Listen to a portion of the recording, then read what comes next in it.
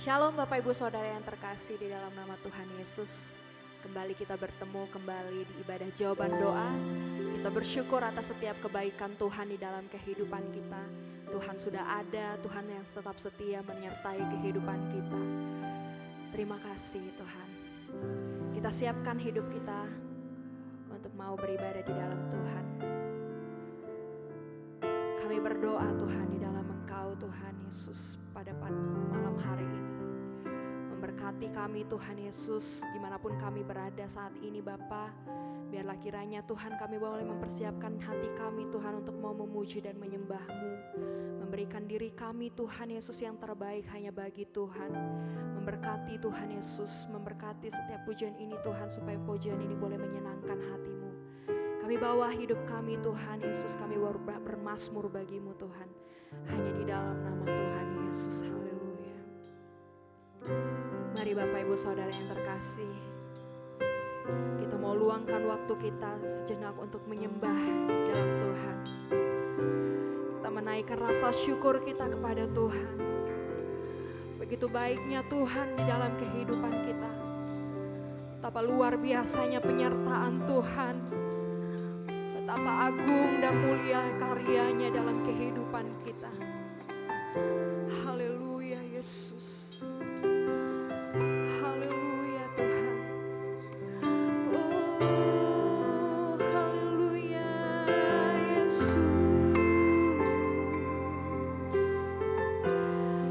Kami bersyukur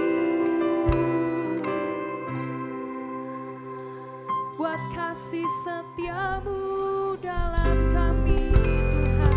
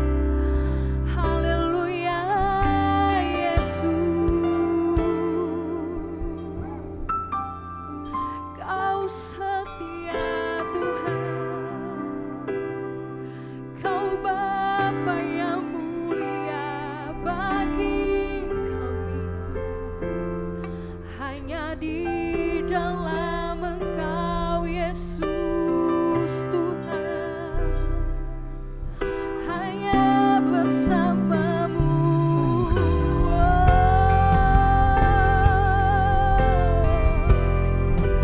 Ku sembah Engkau Yesus,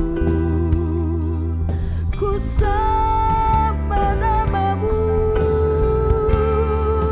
Yesus Tuhan.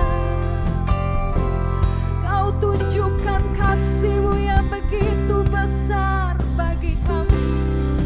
Kau Allah yang baik, Kau Allah yang mulia, Kau Allah yang hidup, Kau Allah yang setia, Bapa yang mengenal hidup kami, Bapa yang selalu setia.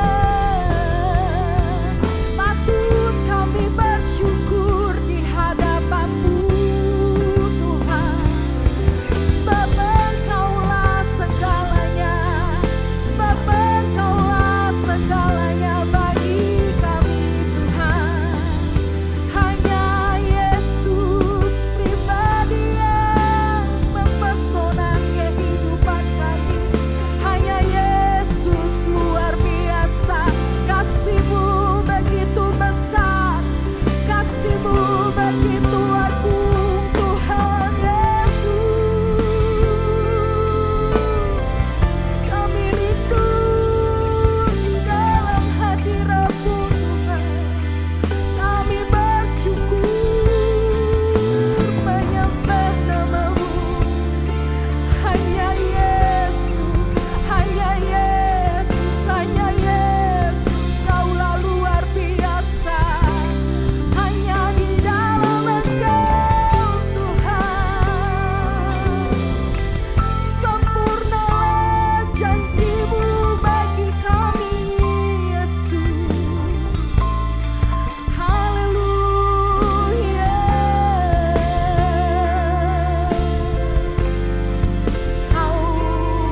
Ku percaya dalam Engkau Yesus Tuhan. Ku percaya janji-Mu Tuhan. Kau bekerja mendatangkan kebaikan bagi kami Yesus.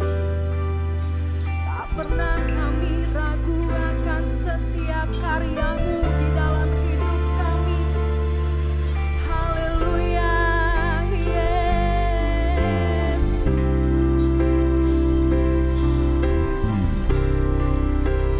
Ku percaya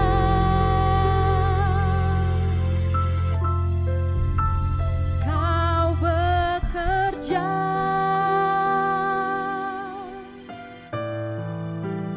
mendatangkan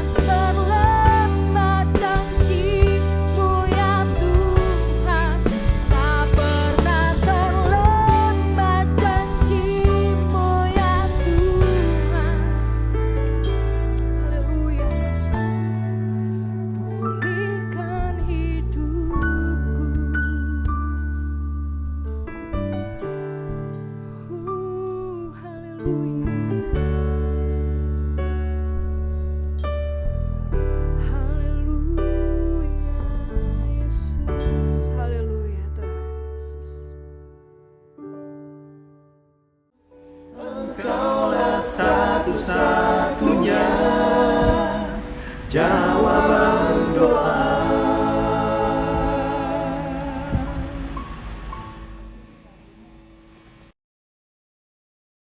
Berjumpa kembali di dalam ibadah jawaban doa kita hari ini. Sebelum kita mendengarkan kebenaran firman Tuhan, mari sama-sama kita mau berdoa untuk kebenaran firman Tuhan. Bapa dalam surga, kembali kami datang di hadapan-Mu Tuhan. Terima kasih Tuhan buat hari ini. Terima kasih buat kebaikan Tuhan. Terima kasih kalau kami boleh ada sebagaimana kami ada. Semua karena kebaikan Tuhan. Tiba saatnya Bapa, kami akan diisi lewat kebenaran firman-Mu Tuhan. Berbicaralah Tuhan, kami siap mendengarkan, biar lewat setiap kebenaran firman Tuhan yang ditabur, kami boleh semakin disempurnakan di dalam Tuhan. Terima kasih Tuhan Yesus, terima kasih ya Roh Kudus, ini waktumu ya Roh Kudus.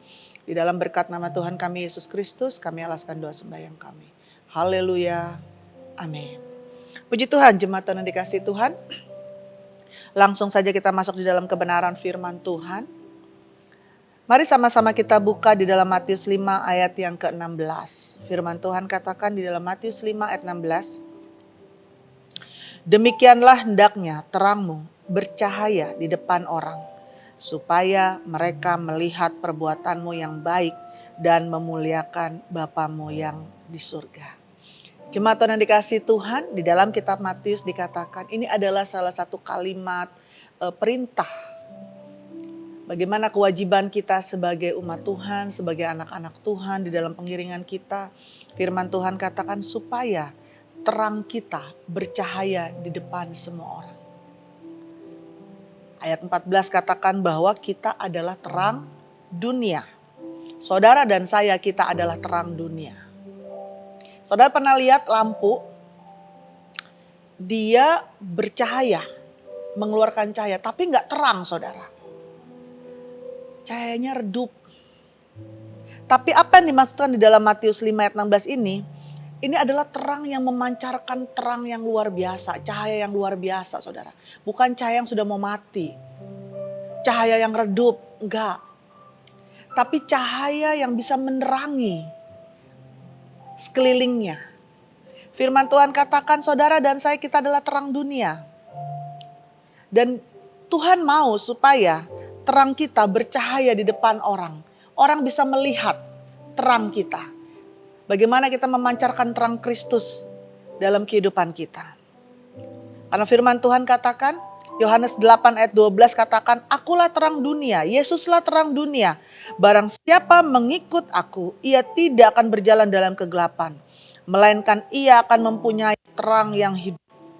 Jadi saudara dan saya, kita adalah alat di dalam tangan Tuhan memancarkan terang dari Kristus. Sumber terangnya adalah Yesus saudara. Saudara dan saya, kita memancarkan terang Kristus. Berbicara mengenai kekristenan, ini berbicara mengenai pengikut Kristus. Firman Tuhan katakan di dalam Yohanes 8 ayat yang ke-12. Barang siapa mengikut aku, berarti orang Kristen saudara. Pengikut Kristus, ia tidak akan berjalan dalam kegelapan lagi. Melainkan ia akan mempunyai terang yang hidup. Hidupnya berubah. Tidak berjalan di dalam kegelapan lagi, gak ngeraba-raba. Ada kepastian. Kita kalau jalan di dalam kegelapan kadang kita suka ragu-ragu. Di depan ada apa ya? Begitu kepentok kaki, aduh jalannya mulai ragu saudara. Tapi kalau terang kita bisa lihat, oh di depan ada meja, jangan ketabrak. Oh di depan ada lobang, kita mesti lompat, kalau enggak kita bisa jatuh. Tersandung lubang itu, kakinya bisa berdarah dan lain sebagainya. Firman Tuhan katakan ketika kita mengikut Tuhan, secara otomatis hidup kita berubah.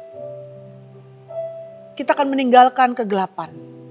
Makanya kalau saudara baca di dalam Efesus 5 ayat 8 sampai dengan 9, firman Tuhan katakan, memang dahulu kamu adalah kegelapan. Memang dahulu saudara dan saya sebelum ditebus oleh Yesus Kristus, kita tinggal di dalam kegelapan. Tetapi ketika kita ditebus oleh Yesus Kristus, firman Tuhan katakan, tetapi sekarang kamu adalah terang di dalam Tuhan. Sebab itu hiduplah sebagai anak-anak terang. Saya mau garis bawahi kata sebab itu hiduplah sebagai anak-anak terang. Bagaimana kita tahu bahwa hidup kita sebagai anak-anak terang? Bagaimana kita tahu bahwa kita sudah meninggalkan kehidupan kita yang lama di dalam kegelapan atau kita sudah tinggal di dalam terang? Ayat 9 katakan karena terang hanya berbuahkan kebaikan saudara. Karena terang hanya berbuahkan keadilan.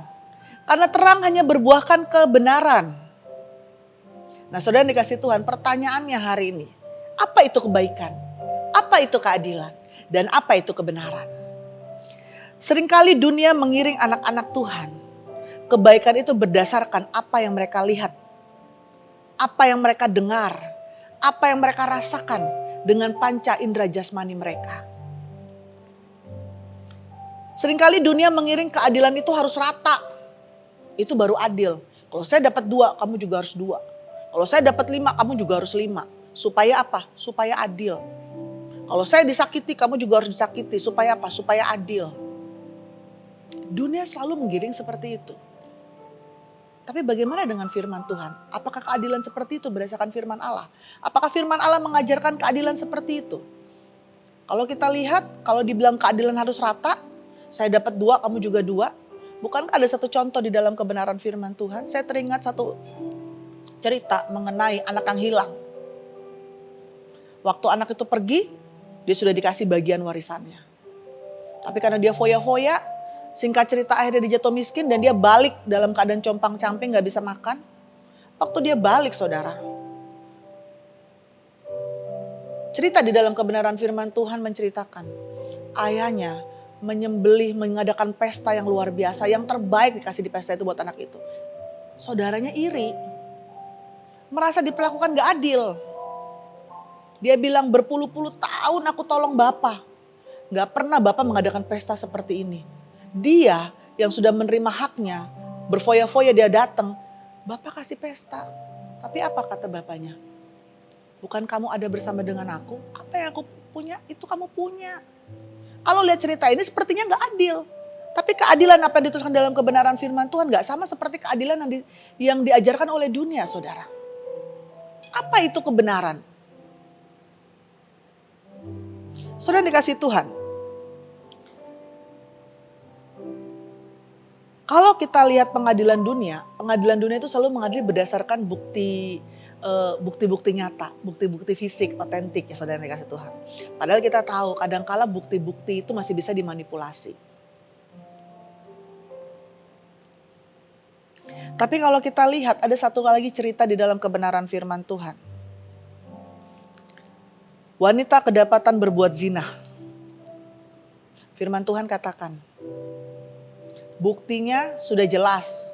Karena ketika orang menggiring wanita ini datang menghadap kepada Yesus, wanita ini kedapatan langsung di tangan berbuat zina. Hukum sudah jelas. Wanita yang kedapatan berbuat zina itu harus mati di rajam batu. Dunia mengajarkan bukti sudah jelas. Kemudian hukum juga sudah jelas, aturannya seperti apa. Tapi waktu dia datang menghadap kepada Yesus, Yesus bilang apa? Yang gak pernah berbuat dosa, lempar batu duluan.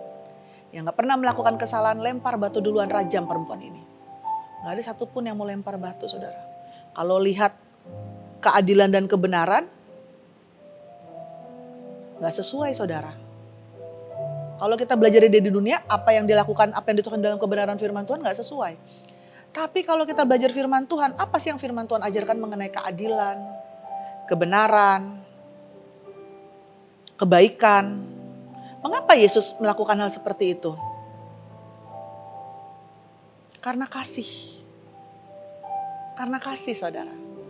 Kenapa banyak sekali kita lihat di dalam contoh-contoh kebenaran firman Tuhan, cerita mengenai anak yang hilang. Kenapa bapaknya melakukan hal seperti itu?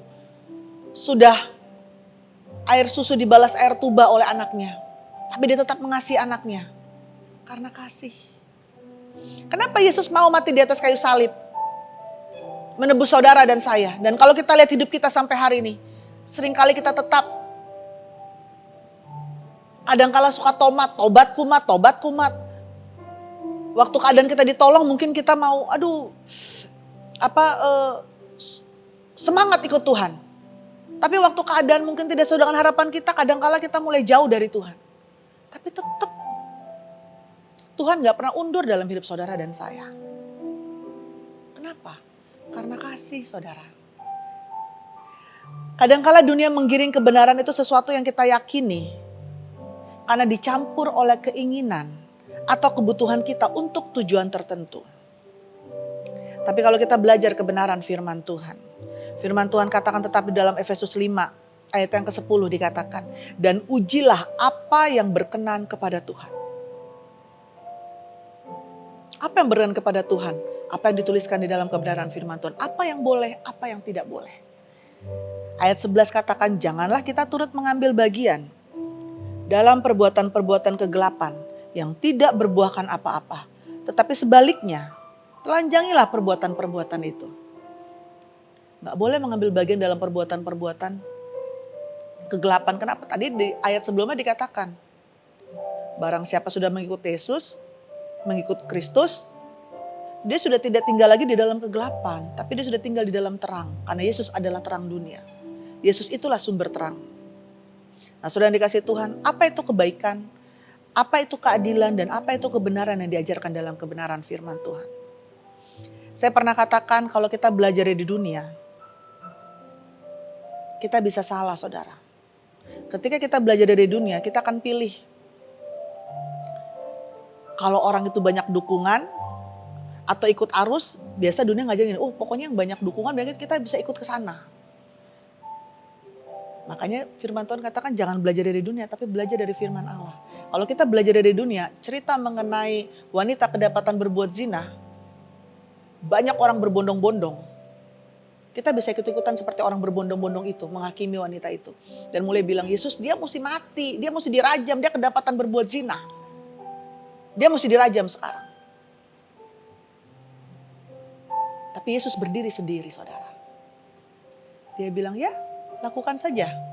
Tapi yang lakukan hukum yang berlaku. Tapi yang belum pernah berbuat dosa, dia yang lempar pertama kali. Kenapa? Tadi saya bilang karena kasih. Karena kasih, saudara.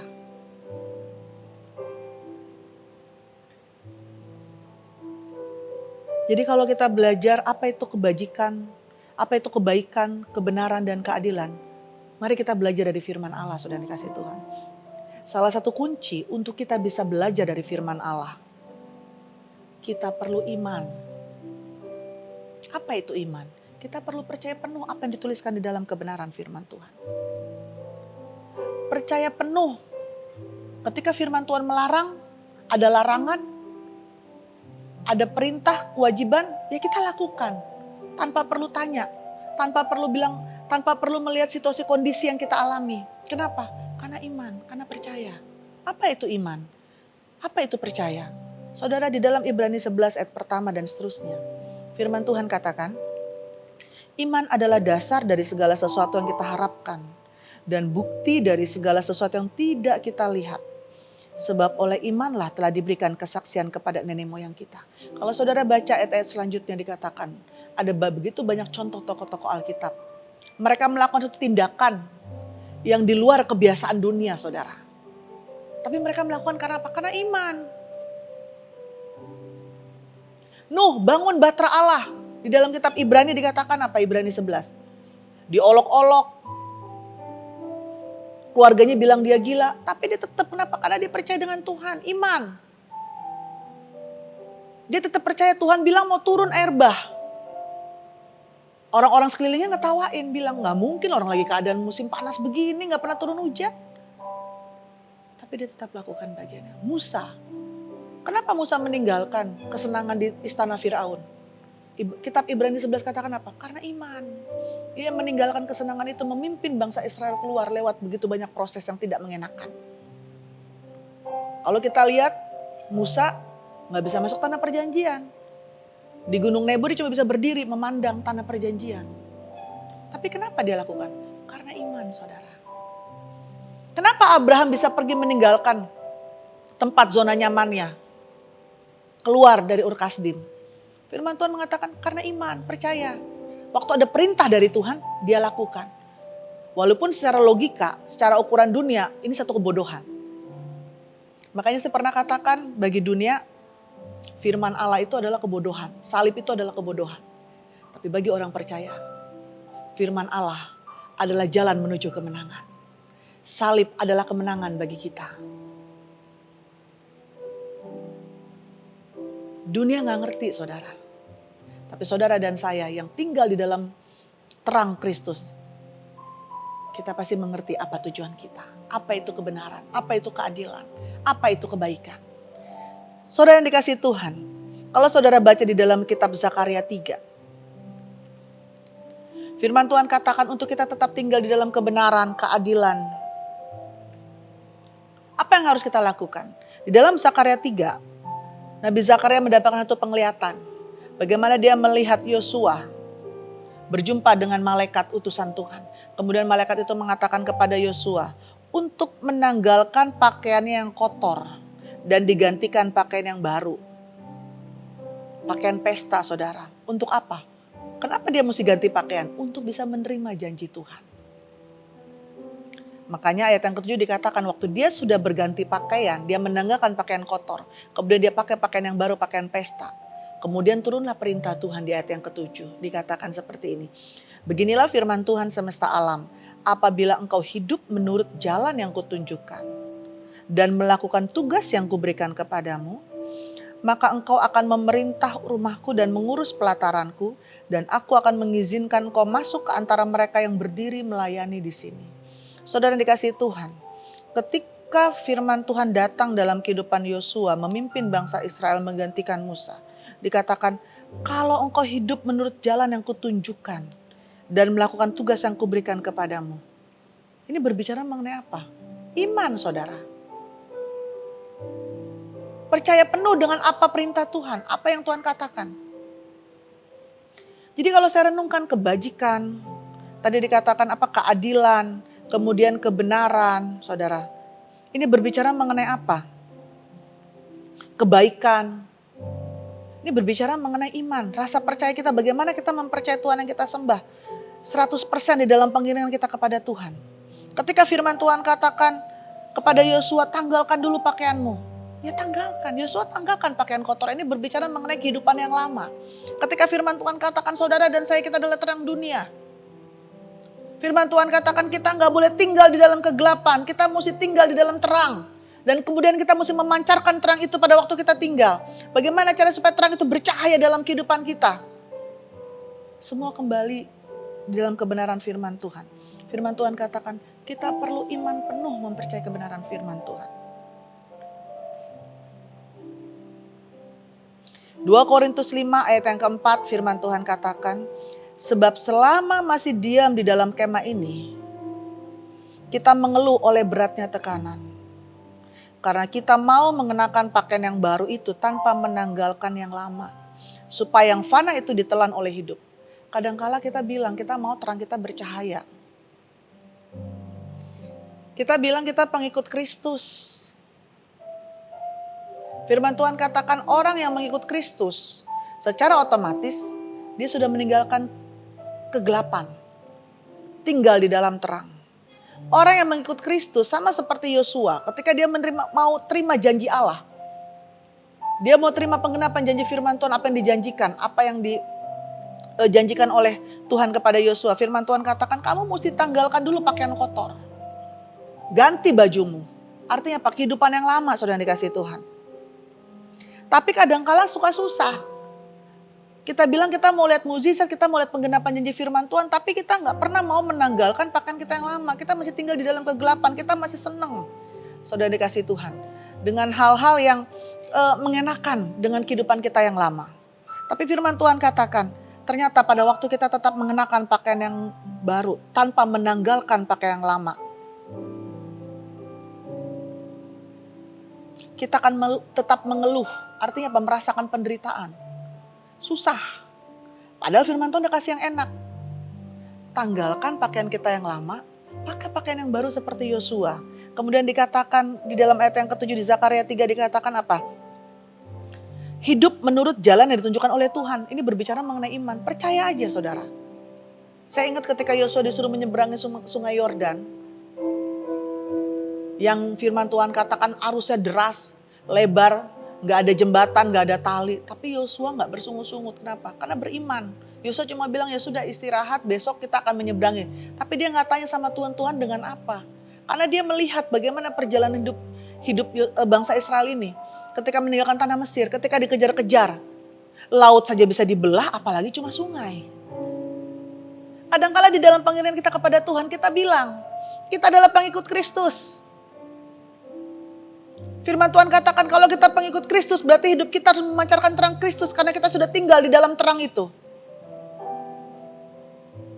Tapi seringkali, saudara yang dikasihi Tuhan, kita masih mengenakan pakaian lama. Kita masih tinggal di dalam kegelapan itu. Kita masih nyaman. Kita gak mau menanggalkan pakaian kita yang lama.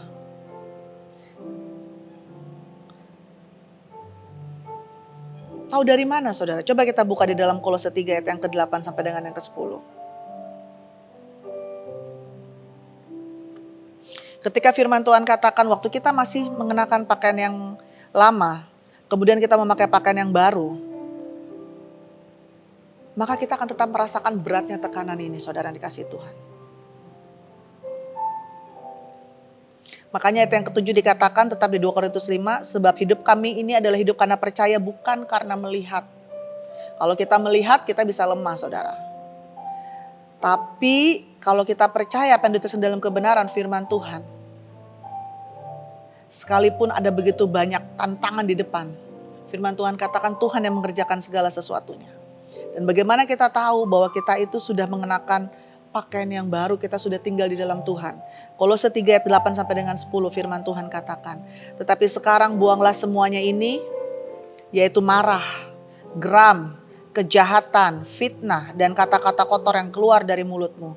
Jangan lagi kamu saling mendustai, karena kamu telah meninggalkan pakaian lama serta kelakuannya. Ternyata seseorang yang masih tetap tinggal, masih mengenakan pakaian lamanya, orang ini karakternya tuh masih ada seperti ini, saudara. Karakternya apa? Di ayat yang ke-8 dikatakan apa?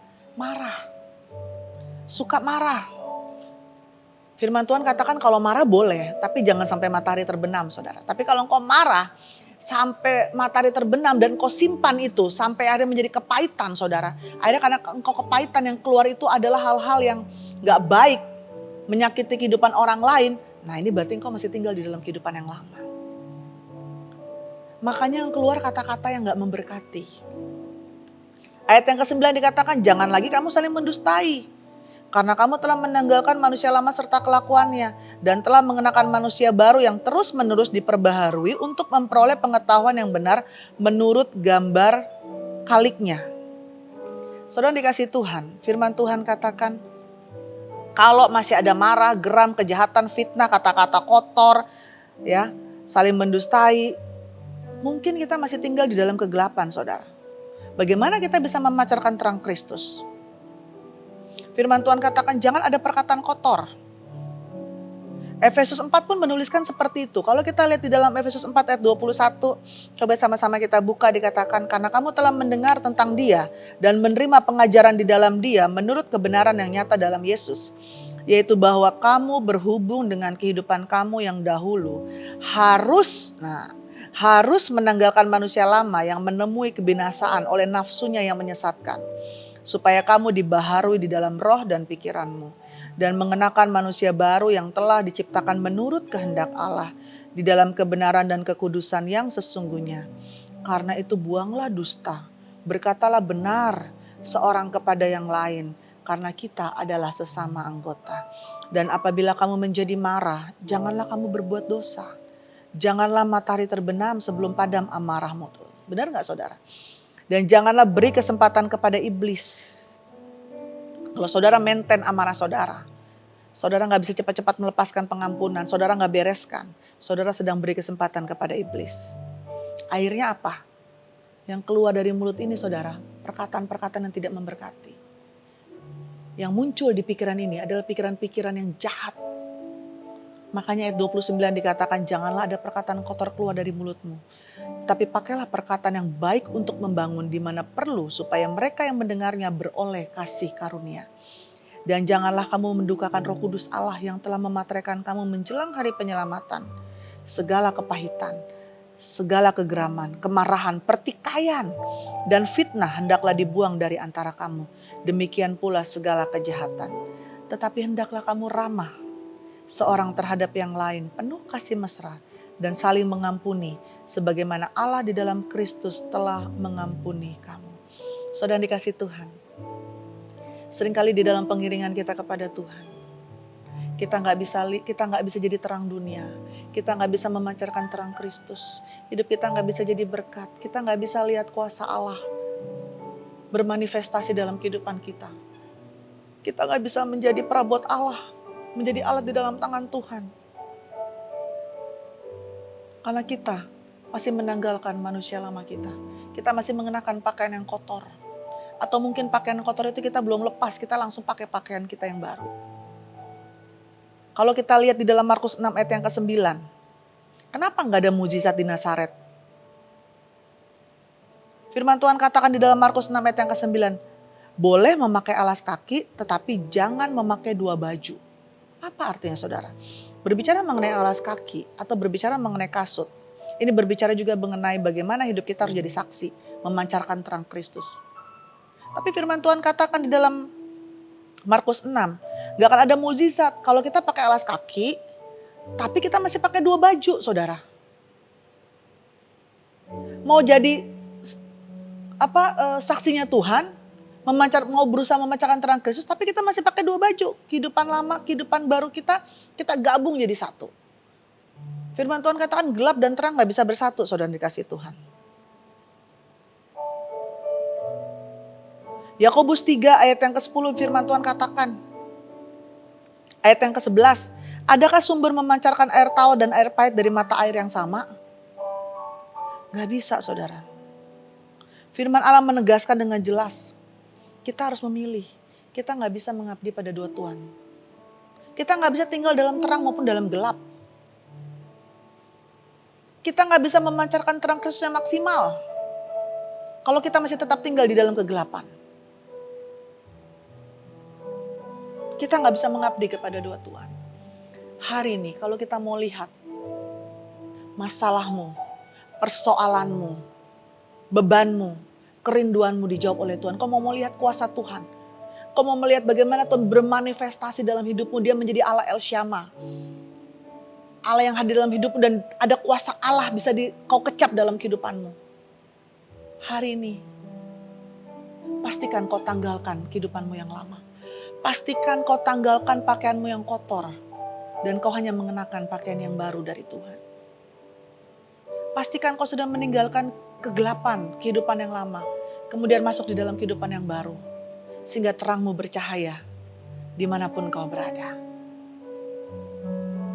Tadi firman Tuhan katakan kalau masih ada kegeraman. Masih gak bisa mengampuni. Masih senang dengan pertikaian.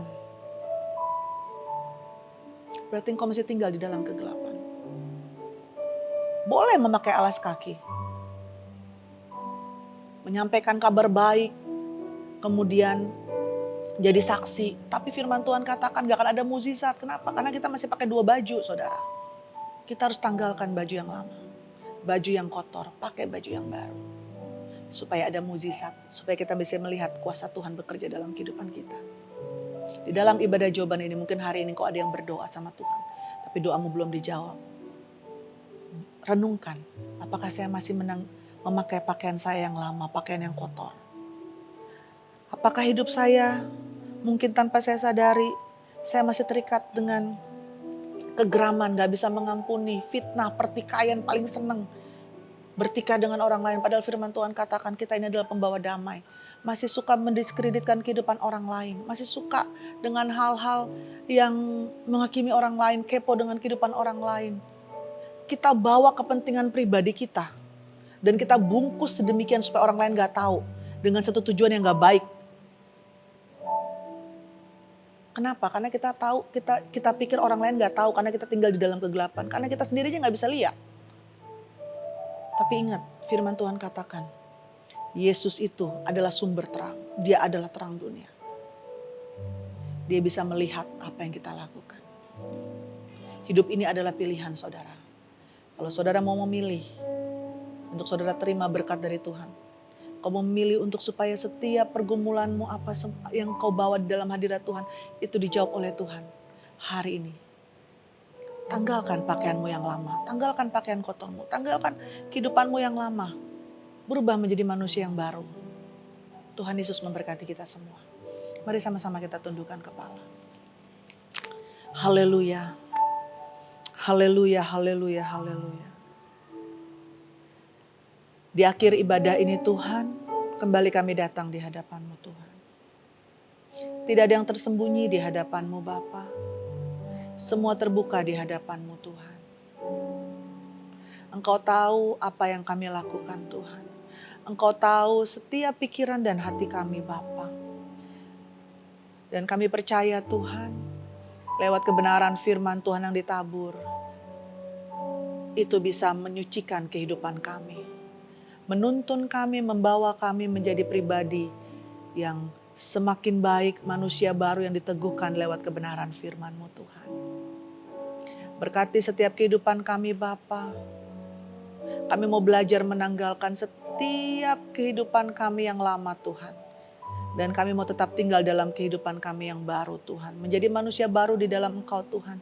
Senantiasa memancarkan terang Kristus Bapa. Roh Kudus yang mampukan kami, Roh Kudus yang topang kami Bapa.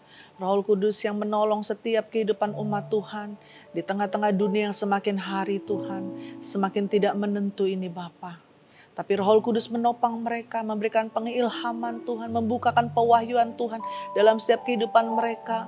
Pengharapan apakah yang terkandung di dalam panggilan dan pengiringan mereka kepada Tuhan. Sehingga mereka tidak melepaskan Tuhan setiap pengharapan mereka di dalam Engkau Bapa. Mereka tetap percaya Tuhan kepada Engkau Tuhan.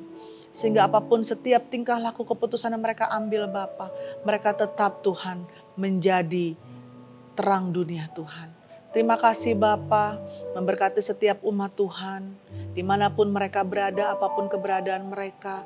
Tuhan lawat, Tuhan tolong, Tuhan jamah mereka, campur tangan dalam setiap pekerjaan mereka, rumah tangga mereka, pergaulan anak-anak mereka Tuhan.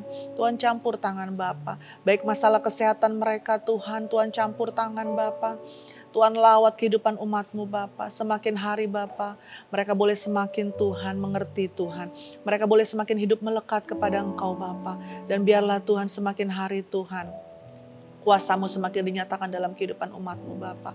Bahkan hamba berdoa Tuhan secara khusus Tuhan bagi permohonan-permohonan doa Tuhan yang masuk ke studio ini Tuhan. Engkau Allah yang mengetahui setiap kerinduan hati umat-Mu Bapa. Berkati setiap kehidupan umat-Mu Bapa. Yang membutuhkan pekerjaan, Tuhan buka jalan, berikan pekerjaan yang baik Tuhan. Yang membutuhkan Tuhan pertolongan Tuhan dalam usaha mereka Bapa, Tuhan campur tangan Bapa. Biarlah usaha mereka Tuhan boleh mendatangkan berkat, nama Tuhan dipuji dan dipermuliakan Bapa. Yang membutuhkan Tuhan jawaban doa Tuhan atas hubungan-hubungan yang retak Tuhan. Biarlah kasih Kristus menjadi dasar Tuhan, mengikat setiap hubungan-hubungan yang retak Bapa. Segala roh percabulan, segala roh perzinahan, segala roh perpecahan, kami tolak, kami tengking dalam nama Tuhan Yesus Kristus. Biarlah kehidupan umat Tuhan, keluarga-keluarga Kristen Tuhan, suami dengan istri saling mengasihi, saling menghormati Tuhan, orang tua dengan anak saling menghormati Tuhan. Tuhan campur tangan Bapa, bahkan hubungan Tuhan antara jemaat dengan gembala sesama pelayan Tuhan. Oh Tuhan campur tangan Tuhan, ada hubungan kasih mesra saling mendukung Bapa. Sehingga lewat gereja-gereja Tuhan dimanapun berada Tuhan, menjadi terang Kristus yang bercahaya di tengah-tengah dunia ini Tuhan. Sehingga lewat kehidupan pelayanan mereka Tuhan boleh menjadi magnet bagi jiwa-jiwa yang belum mengenal Tuhan. Terima kasih Bapa, terpuji-pujilah nama Tuhan kami Yesus Kristus. Hamba serahkan Tuhan setiap permohonan-permohonan doa Tuhan ini ke dalam tangan Tuhan. Baik yang hamba sebutkan maupun yang hamba tidak sebutkan Bapa. Engkau Allah yang mengetahui segala sesuatunya Bapa. Terima kasih Tuhan Yesus, terpuji-pujilah nama Tuhan kami Yesus Kristus. Kami akhiri doa kami Tuhan dan kami percaya Bapa, kami semua sudah diberkati oleh Tuhan. Di dalam berkat nama Tuhan kami Yesus Kristus, Allah yang hidup, kami alaskan doa sembahyang kami. Haleluya. Amin. Puji Tuhan, jemaat Tuhan yang dikasihi Tuhan. Sampai berjumpa kembali di dalam ibadah jawaban doa pada minggu-minggu akan datang. Tetap menjadi terang dunia. Tuhan Yesus menolong kita semua. Haleluya.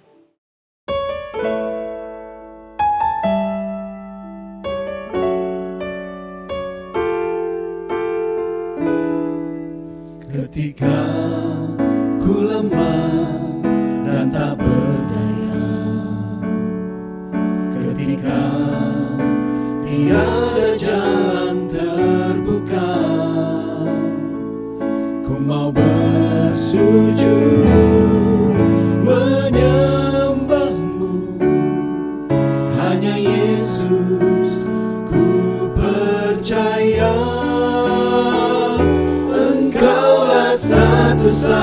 waktunya